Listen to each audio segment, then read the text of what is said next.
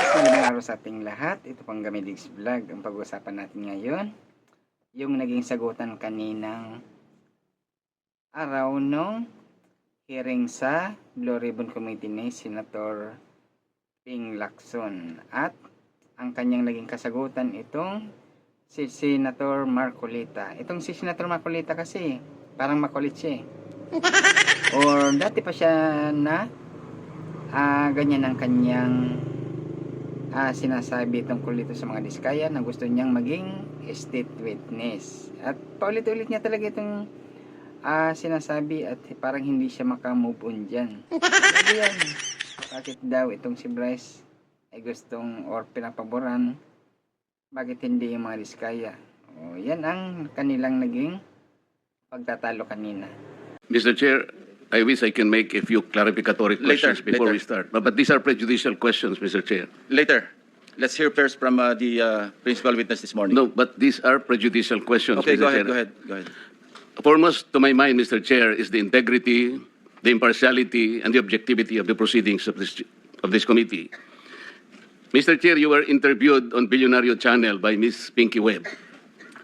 Basahin ko po, sabi niya, Senator Ping, para sa inyo, sino ba ang sabihin natin worth it or dapat na ikonsidera na state witness na ipasok man lang dito sa Witness Protection Program?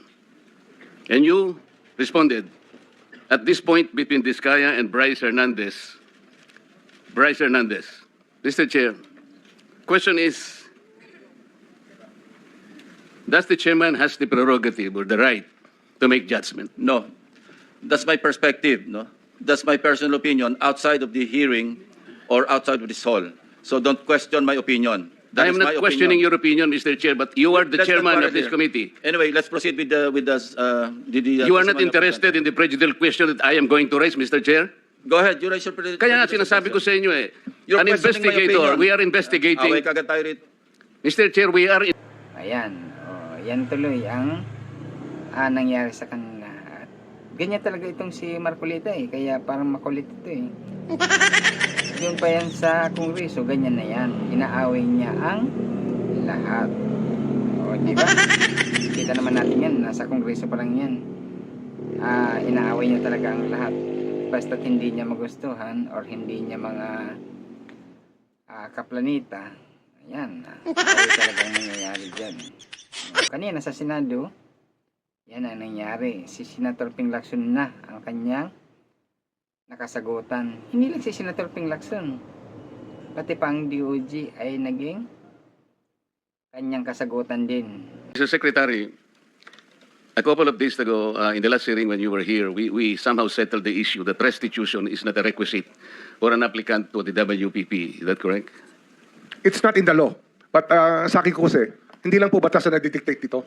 It's also what is morally right, what is expected of us. Yan po kasi kahit hindi nilagay sa batas, mga given po yan sa ating lipunan. What do you mean by that, Mr. Secretary? Kasi wala nga sa batas yung ano. Wala nga sa batas. Yung Then, requirements ano ilalagay mo sa batas? for admission to witness protection. Ang restitution is not part of it. Yes, it is not. Pero hindi mo nangangahulugan na hindi namin pwede i-layout yan depending on the case. Mr. Secretary, I am still in the stage where a particular applicant wishes to apply under that program. And there is a process. In the process, restitution is not one of the requisites. Is that correct? Opo, pero if it's in terms of this Teka case muna. being a financial crime, sir, this is a crime against the Mr. Secretary. financial status of the Filipino people, of the Philippine Republic. I think that it's just right. Mr. that we ask- Secretary, are you amending the provision of No, the law? sir. No, sir. But that is how we run the Witness Protection Program. As a lawyer, Mr. Secretary, may I ask you, in a criminal prosecution, the civil liability is impliedly instituted. Is that correct? Of course. Kaya nga hindi naman nangangahulugan kung sakasakali na natapos na yung criminal prosecution. Kapag ka nakita na mayroong criminal liability yung tao, because it is impliedly implied, doon lang magkakaroon ng restitution. It will come after. Paano mo sasabihin na magre-restitute ang isang tao? Meron na bang findings kung magkano i-restitute on how it can be restituted?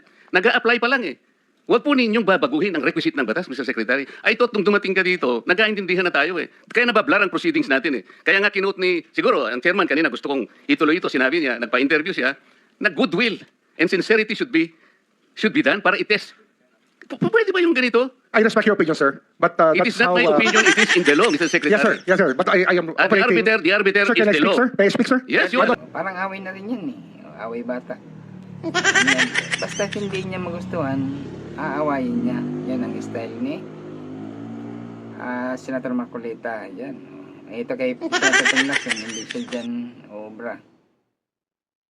Si Senator Panglason ang chairman ng Blue Ribbon Ano siya magagawa? Parang hindi siya makamubun talaga dun sa hindi nabibigay ang witness protection dito sa mga diskaya. Ba't kaya ganun ang kanyang porsige?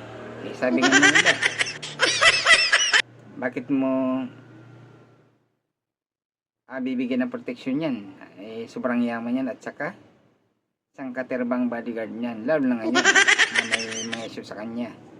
Kaalala doon sa kanila, sila naman itong mga gumawa ng mga issue na yan. Kaya nga, pinagdududahan tuloy itong si Marcolita na parang proteksyonan niya itong mga diskaya. Diba? Okay, klaro naman inaway niya si Tito Sen, Senate President. Kanina si Senator Ping, pati pang DOJ, inaaway niya talagang lahat pagka hindi niya nagugustuhan ang kanyang gusto. Di ba? Ganun lang kasimple.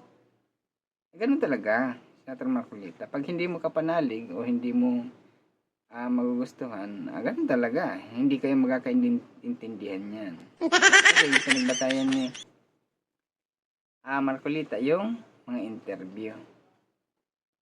Yun ang kanyang talagang binabantayan Pagka hindi niya nagustuhan ng interview, pupunahin niya. Sabi nga ni Senator Ping opinion ko yan Ano magawa mo? Diba? Kanya-kanyang opinion naman yan Pag hindi mo nagustuhan ng opinion ng isa, di hayaan mo. Kanyang yun Kanyang opinion yun Ikaw din, magpa-interview ka rin para may sarili kang opinion mo rin. Ganun lang ang dyan.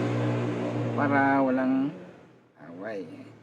Hindi siya over dyan kay Senator Ping Veterano yan dyan. Mas maraming alam yan siya dyan. Kaysa sa baguhan lang siya. Kahit sabihin mong abogado siya, itong mas matagal na dyan mas alam niya. At saka, dati niya nang ginagawa yung mga ganyang mga hearing. Di ba? Or mga pag-iimbestiga. At saka, pulis pa siya. Itong nangyari kanina, hindi ayaw talaga magpatalo Nagkakadilatan na nga Wala. Kanya-kanya kasing paniniwala yan. Yan ang nangyayari dyan. Yung paniniwala ng isa at saka paniniwala ng isa, hindi talaga yun magkakasundo. Ganun lang yan. Di ba? Kung anong paniniwala niya, kanya yun. Kung anong paniniwala mo, sa'yo yun. Hindi naman kayo magkakasundo dyan O di, parehas na lang kayo tahimik. Yun. Kaya, sinabihan tuloy siya nito ito, sinabi ni Senator Ping sa kanya. The chairman has the prerogative or the right to make judgment. No. That's my perspective, That's my personal opinion outside of the hearing or outside of this hall. So don't question my opinion. Gating, Away kagad tayo rin. Mr. Chair, Ayan, di ba? Ayaw talaga magpatalo itong si Marcolita. Kaya, away ang nangyari sa kanila kanina. Lahat talaga inaaway pagka hindi niya nagustuhan. Magkaiba kayo ng sarili. Ang gustong sabihin ni Senator Ping, kanya yun. Opinion niya yun. Ito naman si Marcolita, hindi magpa-interview ka rin para sa sarili mo ring opinion, masabi mo. Ganun lang ang dyan, sitwasyon. Gusto kasi ang investigasyon kasi hanggang kay ko lang, hindi tumatagos doon kay Romualdez Kaya medyo ang iba pikon gusto nila patagusin ang investigasyon na doon kay Romualdez ang bagsak. Wala hanggang kay ko lang ang ebidensya Kay Romualdez walang matibay na ebidensya na tumatagos doon kay papunta kay Romualdez, di ba? Kaya siguro atat na atat itong kasi nabanggit na niya si Romualdez na yung Vizcaya na mga tumatanggap or nabibigyan. Di ba? Kaya gustong-gusto niya itong maging witness para si Romualdez ang siguro madiin. Kasi ang investigasyon sa Senado, walang tumatagos papunta kay Romualdez. Walang ebidensya na talagang direkta doon. Yung kwento-kwento lang ni Vizcaya, yun lang ang pinagbabas. Di ba? May mag-iimbestiga naman dyan na grupo. Sila lang bahala dyan. Tatagos yung investigasyon papunta doon kay Romualdez. Baka pagdating naman kay Romualdez, papatagosin nyo naman doon sa pinsan niya. Di ba? Tatargetin na si Romualdez. Pagdating kay Romualdez, sasabihin din, baka mayroon ka pang mas mataas na na bossing. Wala, di natin alam. Dito, opinion lang na din natin ito. Di ba, may kanya-kanya naman tayong opinion. Base sa ating mga napapanood. Yan. Di ba? Hanggang dito lang yan. Yan, guys. Yan, yung sagutan or away kanina ni Senator Ping Lacson at itong si Marcolita. Di ba? Magkaharapan naman sila ng upuan lang. Halos siguro kung nagkaabutan niya. Yan guys, hanggang dito na lang at kayo nang bahala kung anong masasabi nyo dyan sa kanilang away. Di ba?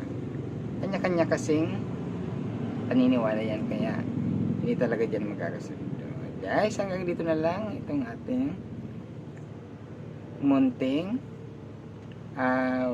reaction at saka opinion din sa ating mga